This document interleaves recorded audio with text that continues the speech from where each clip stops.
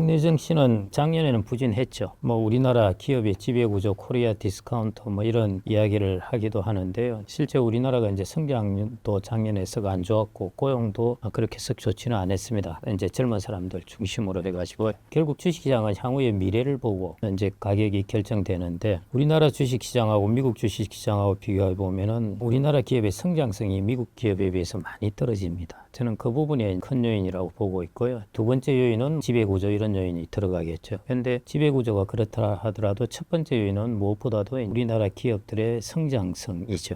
그 부분이 미국에 비해서는 떨어지기 때문이고요. 미국의 성장성이 좋은 기업들의 특징은 또 설비 투자를 많이 하고 R&D 투자를 많이 합니다. 그런 거에 비해서 우리나라는 이제 그 부분이 좀 그래서 혁신기술 산업이라든지 이런 거 가만 여러분들 한번 우리나라의 기업을 보신다면은 스펙트럼이 다양하게 펼쳐져 있어서 제조업 부분에 좋은 스펙트럼은 갖고 있는데 혁신기술에 해당되는 최근에 이제 혁신기술하고 이런 붙이는 것 이런 것들에 대해서 우리가 압도적으로 뭔가 경쟁력을 가진 곳이 있다 하는 것이 그렇게 많지는 않을 겁니다. 이런 것들이 이제 주식의 가격에 반영되지 않았나 그렇게 보고 있습니다. 그래서 여러분들이 코리아 디스카운트를 보실 때 지배구조 이야기도 많이 하시지만은 이제 연구들을 해보면은 미국은 PBR이 우리나라보다 훨씬 높은데 그래서 이게 고평가되었나 이렇게 하지만은 시간이 지나면은 이 PBR의 가격을 보여주더라는 것입니다. 그 말은 성장성이 있다는 것이거든요. 그래서 우리나라 기업이 주가가 지지부진한 제일 첫 번째 요인은 무엇보다도 우리나라의 미래 성장성입니다.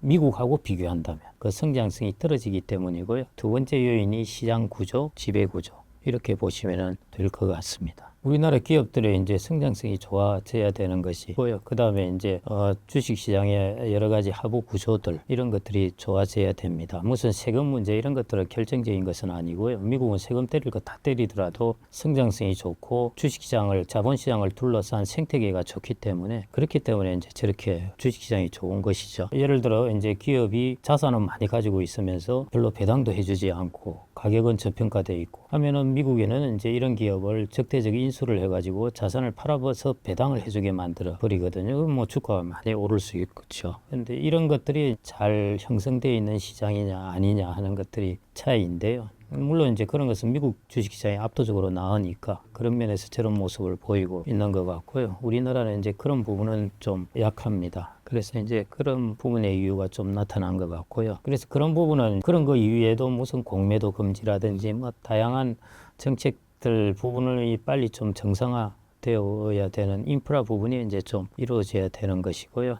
무엇보다 중요한 것은 우리나라 기업들이 최근에 AI라든지 로봇이라든지 이런 쪽에 혁신 산업이 이제 주도하고 있는데 이런 면에서 성장성을 가져야 됩니다. 성장성 있는 기업들이 자꾸 많이 생겨나야 그래야 주식 가격이 오를 수 있는 것이고요. 주식은 아시다시피 미래를 보고 투자하는 것이기 때문에 그 면을 좀 간과하지 마셔야 될 것 같아요. 우리나라가 너무 이제 지배구조나 이런 거나 시장의 구조적인 측면, 오케이, 이것도 당연히 있는데 무엇보다 본질적으로 중요한 것은 거기 속한 기업의 성장성 부분.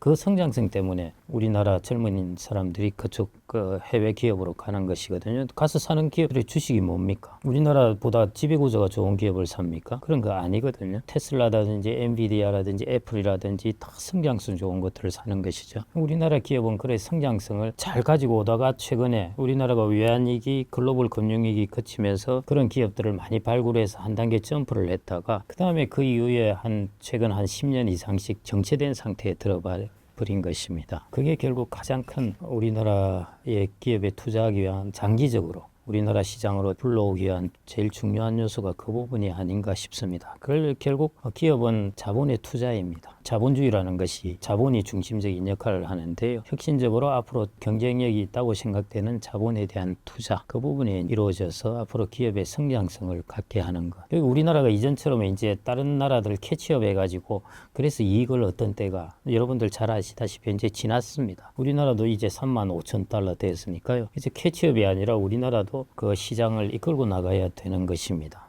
K컬처에서는 그런 모습을 보여주고 있죠. 다른 것들에서도 이제 그런 모습을 보여야 돌아오지 않을까 그렇게 생각됩니다.